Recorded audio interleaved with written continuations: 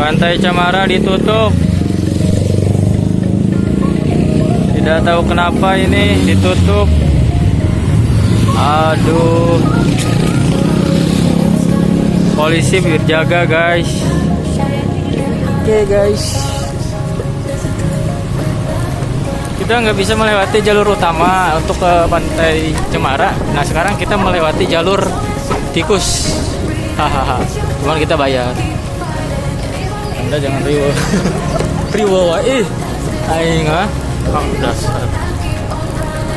Wow.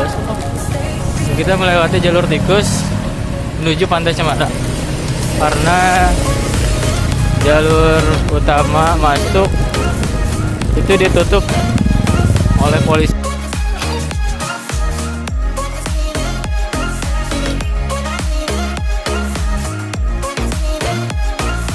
Oke, akhirnya kita sampai juga di Pantai Cemara dan dibatasi kayaknya ya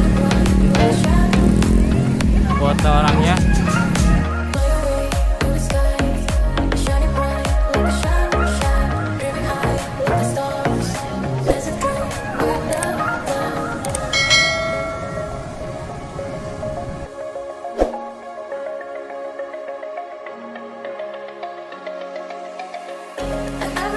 We such a meaning.